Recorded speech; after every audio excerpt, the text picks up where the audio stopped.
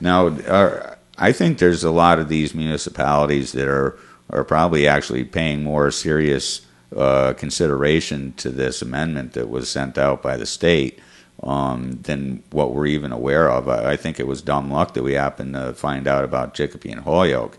Now, as you've been going into these communities and trying to organize, are you seeing that when you go in to a particular area for a particular project, that you're finding some of the adjacent towns are actually already moving on this?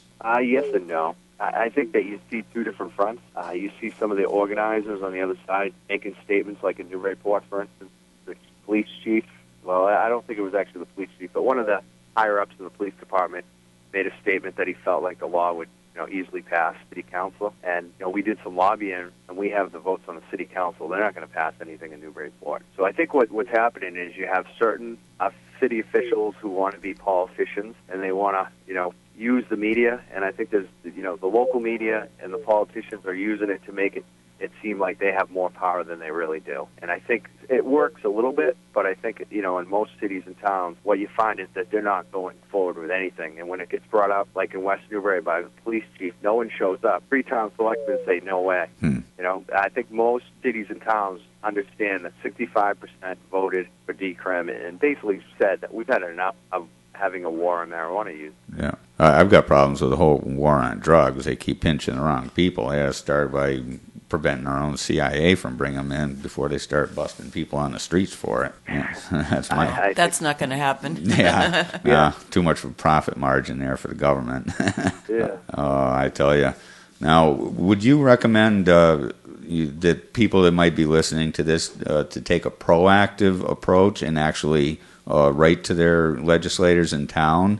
And absolutely. I think that any way that you can get proactive on any issue that you're interested in is great. Whether it's doing videos, joining an organization, showing up at a march, calling, writing these people, showing up at the city hearings. I mean, this is the way you meet people, and this is the way things get done. Yeah. Does MassCan have groups at the various universities in the state?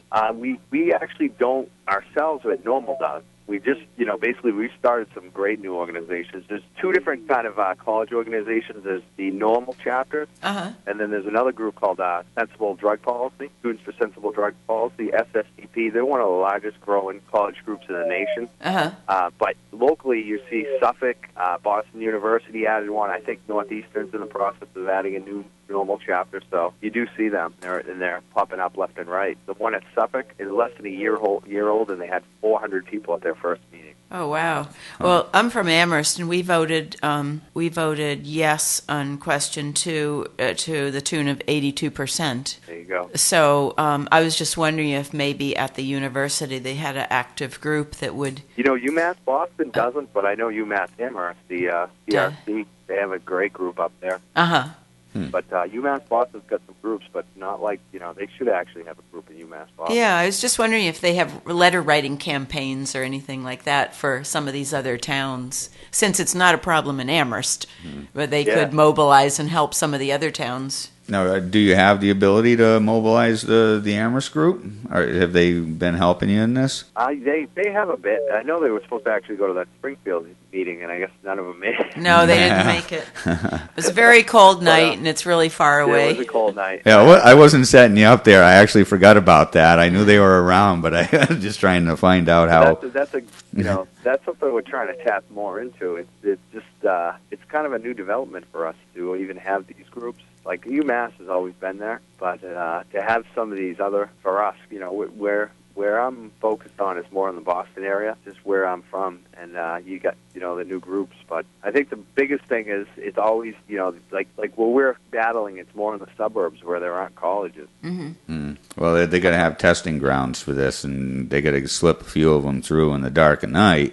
so that they can point back and say, "Hey, look at this town did it. Hey, look at that town did it," and they daisy chain them right together. Yep. And they're setting precedent, and that's just exactly what was happening over in the Springfield project. Is that they're all talking about it, and one guy tries to get one through, and then the other two can point right to it. I can see that happening now. That's exactly what it is. Springfield and Holyoke are already behind schedule. At the one point that Springfield seemed to be receptive to that might make them back off from this was the expense that the city would incur by enforcing the $400 drug fine. They realized that might really occupy a lot of their time and funds with police and judges and chasing the kids around. After I get it certified, I mean, that's, Yeah, I mean, that's going to be a big job if towns really move forward with this. Yeah, well, it's like Dave said on the show last week, is that towns often have these circumstances kind of covered, in where, let's say there was a fine that was unpaid, parking ticket or whatever. When you go in to get your dog license or a building permit or whatever, the town has a bylaw requiring you to be up to date on all your Right. fines. Now, tell me how many times an 18, 19, 20-year-old kid caught smoking pot in a ball field or somewhere is going to be going in a town hall to pull a building permit or license a dog. Not too often. You're not going to find it. The people, they don't have that leverage. You know, they may have some other sneaky way of trying to do a workaround for this fine, but what it comes down to is you're going to see more kids winding up in criminal court for non-payment. Well, if you're at the university, if you don't pay your library books and your parking fees, you can't graduate. I don't know if maybe they might work. Yeah. Kids can't graduate from high school if they haven't paid their Pot fines. Not that UMass kids do that. No, I'm not no. implying nothing, or I don't know. Well, it looks like the battle's going to keep going on here. We'll have to stay in touch and see how the battlefield goes. Again, I can't stress enough for people to be proactive about this. Give a call, find out your local agendas. You know, that in and of itself, you can call or get on a mailing list. Some communities might even email their agendas out, but they got to keep an eye on it. What's your next step, on Mike? Mass Can Normal, there's 2 pages if you go to the main page where they have a list of every single town that has, announced a hearing or talking about a hearing. Oh, And they also have all the latest news stories, so they're tracking that every single day. Even Epstein updates it. So you can find out exactly if your town and if any local towns are talking about this and when the next hearing is. Oh, excellent. Excellent. what is your next step? I think just to keep going to the hearings. And I also think with medical marijuana, we have we're going to the State House February 24th. Oh, There's a bill being filed by one of the state reps, though, that, we are going forward with medical marijuana at the State House and trying to get that done. We're going up there with a couple medical marijuana users. A mother, Marcy Duda, who's had strokes and seizures, and she lost some sisters of the same condition. She credits the marijuana with saving her life. wow. So, there's a couple other medical marijuana users going up there, too. So that's our next step. Yeah, we had one with us in Springfield also. That's on February 24th at the State House, you said? February 24th. Is that morning or afternoon?